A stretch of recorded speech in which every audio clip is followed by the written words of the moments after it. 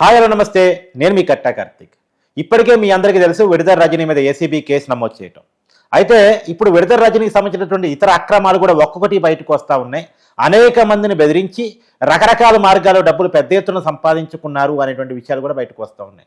ఇంతకీ ఆమె మీద నమోదవుతున్నటువంటి కేసులు ఏంటి, ఆమె మీద వస్తున్నటువంటి ఆరోపణలు ఏంటి, దాని ఆధారంగా ఆమెకు పడేటువంటి శిక్షలు ఎలా ఉంటాయి అనేటువంటి విషయాలు తెలుసుకునే ప్రయత్నం చేద్దాం. మనతో ఉన్నారు ప్రముఖ రాజకీయ విశ్లేషకులు అడిసిమల్లి శ్రీనివాసరావు గారు. సార్ నమస్కారం. సార్, మొన్న విడుదల రజనీ ప్రెస్ మీట్ పెట్టి ఒక గడ్కర స్వరంతో ఏ రకంగా మాట్లాడిందో మీరు చూశారు. ఇవాళ మీది కావచ్చు, రేపు మా రోజు వస్తుంది, మీ సంగతి చూస్తామని బెదిరించే ప్రయత్నం కూడా చేశారు. పైగా ఒక స్క్రిప్ట్ అనుకున్న ఆమె మీద కేసులు పెడుతున్నారు అని ఆమె మాట్లాడారు.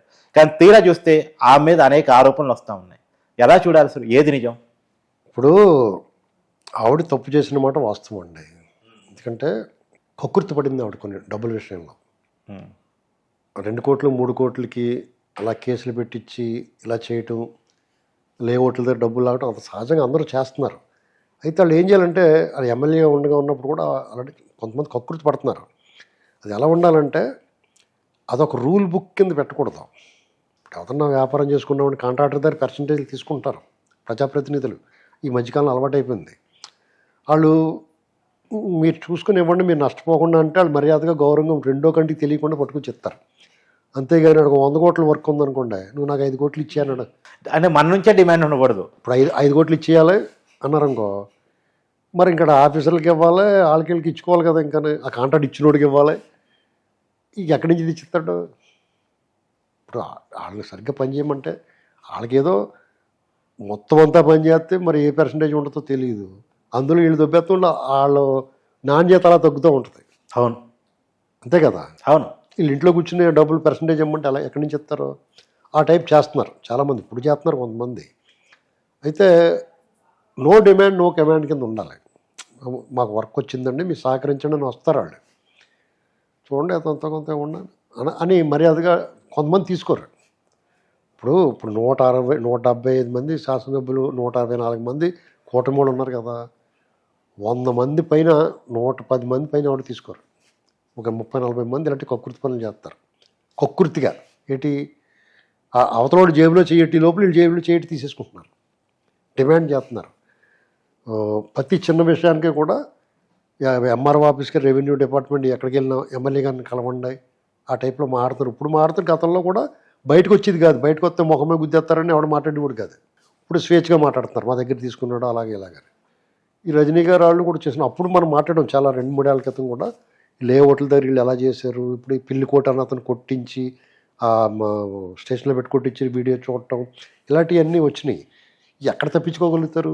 వాళ్ళు తప్పు చేశారు, ఖచ్చితంగా తప్పించుకోలేరు. ఇందులో ఆవిడ మాదైన రోజు వస్తుంది, డెఫినెట్గా అది కరెక్టే. మీదైన రోజు మీరు చేశారు, వాళ్ళదైన రోజు వాళ్ళు చేస్తున్నారు. కానీ మీ మీద వేధింపు కాదు ఇది. మీరు చేసిన తప్పుకి గుణపాఠము శిక్ష పడుతుంది. నిజంగా వాళ్ళు తప్పు చేస్తే మళ్ళీ మీదైన రోజు వచ్చినప్పుడు మీరు వాళ్ళు శిక్ష చేయండి. కానీ వాళ్ళు తప్పు చేయట్లేదు, గుణపాఠం చెప్తున్నారు. కాబట్టి వాళ్ళని ఏమీ చేయలేరు మీరు.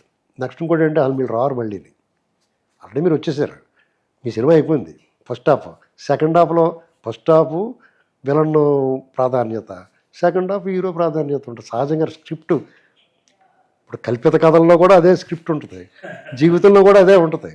అర్థమైందండి? చీకటి అయిపోయింది, పగలు వచ్చింది. ఇప్పుడు మీరు ఏమనుకుంటే మళ్ళీ చీకటి వద్దు అనుకుంటున్నారా? వాళ్ళు చీకటి రానివ్వరాళ్ళు. ఎందుకంటే వాళ్ళకి అనుభవం ఉంది కదా. మీ పార్టీని అక్కడ దరిదాపుల్లో కనపడినవారు. ఆవిడ చూస్తే గౌరవం ఉంటుంది అందరికీ, అఫీషియల్గా చాలా డిగ్నిఫైడ్గా ఉంటుంది. కానీ ఆవిడ ఏం చేసింది సార్? కాదు సార్, ఆమెకున్న ఆస్తుడికి, ఆమెకున్న స్థాయికి పశ్చిమ ఎమ్మెల్యే కూడా మంత్రి కాగలిగింది. ఆమెకి 2 కోట్ల కారు ఎందుకు కక్కుర్తి? అదే నీకు అందుకుని ఆ కక్కుర్తి పడకూడదు అంటున్నాను నేను. ఇక్కడ మ్యాటర్ 2 కోట్లు కాదండి, ఇంకా చాలా బొమ్మ ఉంటుంది. ఇక్కడ ఆవిడ పైగా నా మీద కక్ష కట్టారు, నా విషయాల్లోకి ఎంటర్ అవ్వాలని చూశారు. అవును, పర్సనల్ కాల్ డేటా కూడా తీసుకునే ప్రయత్నం చేశారు. ఇలాంటివన్నీ చెప్తా కృష్ణదేవరాయల మీద పడింది ఆవిడ. ఇంకా అతను చాలా మర్యాదగా సమాధానం చెప్పాడు. ఆయన కూడా ప్రెస్ మీట్ పెట్టి, మీరు మొదలెట్టారు, నేను ముగిస్తానన్నాడు. దాని ప్రకారం పార్లమెంట్లో మాట్లాడాడు ఈ లెక్కర్ స్కామ్ గురించి. అమిత్ షా దగ్గరికి వెళ్ళాడు. ఇప్పుడు రజనీ గారికి ఎలిగితే ఆయన కథ ముగిస్తుంటే జగన్ రెడ్డి తగులుతుంది. క్యారమ్స్లో ఎలా కొడితే అక్కడ తగిలి ఇక్కడ తగిలి రెడ్ కాయిన్ పడిపోయినట్టుగా వెళ్ళి జగన్మోహన్ రెడ్డి తగులుకుంటుంది బేరం. అర్థమైందండి.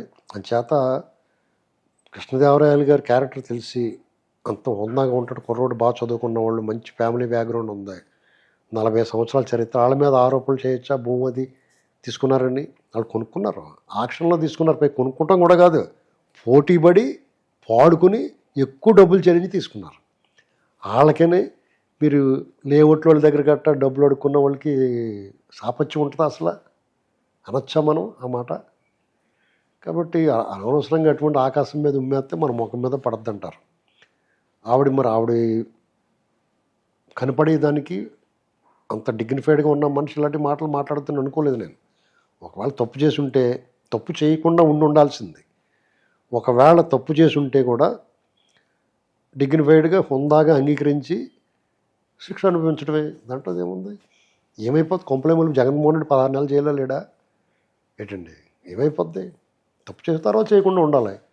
కాదు సార్, ఇంకోటి ఈ మధ్యకాలంలో జగన్మోహన్ రెడ్డి నెక్స్ట్ టైం అధికారంలో వస్తున్నాం, 3 సంవత్సరాల్లో మనమే వస్తున్నాం, బట్టలు కూడా తీస్తామని ఆయన మాట్లాడతాడు, వీళ్ళు కూడా ఆయన తగ్గట్టే నెక్స్ట్ టైం మాదే అని చెప్పేసి మాట్లాడు. ఇదంతా కాన్ఫిడెంట్ అనుకోవచ్చా లేకపోతే ఓవర్ కాన్ఫిడెన్సా? ఏమీ లేదండి. ఏది చేస్తారో అది చెప్పరు వాళ్ళు. వాళ్ళు చెప్పింది చేయరు. ఏది జరగదో అది చెప్తారు. ఓకే, ఫస్ట్ వాళ్ళు మోడస్ ఆపరండి. అది చూడండి, మద్యపాన నిషేధం చేస్తున్నాడు, చేసాడా? ఎక్కువ అమ్మేసాడు, లెక్కర ఎక్కువ దొబ్బేశాడు. అవునా కదా? బయటకు వస్తున్నాయి కదా. అమరావతి ఇక్కడే ఉంటుంది అన్నాడు, 3 రాజధానులు అన్నాడా? అవును. లేని రింగ్ రోడ్ మీద కేసు పెట్టాడు. అసలు రింగ్ రోడ్ ఉందా అక్కడ? ఇసుక ఫ్రీగా ఇచ్చినందుకు కేసు పెట్టాడు. ఇలాంటి తలతెక్క వరాలు ఎవడు చేస్తాడో? పిచ్చోళ్ళు చేస్తారు, పచ్చికారి చేస్తాడు. అంచేత మీరు అతను మాటలు పట్టించుకోకూడదు. మళ్ళీ మేము వస్తాడంటే ఇక్కడ అసలు రాడు, ఎక్కడికో చోట పోతాడని అర్థం చేసుకోవాలి మీరు. సార్, ఇప్పటికే చాలా మంది నాయకులు అరెస్ట్ అయితే కేసుల మీద కేసులు బట్టి మనం చూస్తూ ఉన్నాం. వల్లభనేని వంశీ అరెస్ట్ అయింది ఒక కేసులో, ప్రజెంట్ ఆయన మీద ఇంకా అనేక కేసులు కూడా నమోదై ఉన్నాయి. ఇప్పుడు అలానే పోసానికి ఇష్టం వల్లే 3 జైళ్లు మారటం కూడా మనం చూసాం. ఇప్పుడు ఒకవేళ విడుదల రజని అరెస్ట్ అయినా కానీ అలాగే కేసుల మీద కేసులు పడే అవకాశం ఉంటుందా? జైలు మీద జైలు జీవితం మారే అవకాశం ఉంటుందా? ఇప్పుడు చాలా పర్ఫెక్ట్గా ఉంటుందండి వీళ్ళది ఆర్గనైజేషన్. డెఫినెట్గా ఎవడైనా ఒకటి అరెస్ట్ చేయాలంటే ఆ ఒక్క కేసుతోటి సరిపెట్టరు. ఓకే, వీళ్ళలో మల్టిపుల్ కేసులు ఉంటాయి. ఇప్పటికే చిరకూరుపేట హైవేకి సంబంధించిన కేసు ఏదో బయటకు వస్తుందని, హైవే లేఅవుట్, ఆ పెద్ద లేఅవుట్లు పెద్ద కుమ్మేశారు వీళ్ళు. చాలా ఉన్నాయండి. ఆవిడకంటే కూడా ఇంకా అరెస్ట్ చేయాల్సిన వాళ్ళు చాలామంది ఉన్నారు. మీకు సీరియల్ ఇది బ్రహ్మాండమైన సీరియల్ నడుస్తుంది, మొక్కల రేకుల సీరియల్. ఈ అరెస్టుల పర్వం అలా 10 ఏళ్ళు కొనసాగుద్ది. 10 ఏళ్ళు నడుస్తూ ఉంటుంది అంతే సీరియల్. ఓకే. ఇక్కడ ఏంటంటే దురదృష్టం ఏంటంటే సార్, వాళ్ళు బెయిల్ వేసుకోవడం, బెయిల్ వచ్చేదాకా అరెస్ట్ చేయొద్దని చెప్పడం, ఆదేశాలు రావటం అనేటువంటిది కొంచెం వీళ్ళు జీర్ణించుకోలేకపోతున్నారు ప్రజలు. అదే మైనస్. ఓకే, వాళ్ళ అదృష్టం.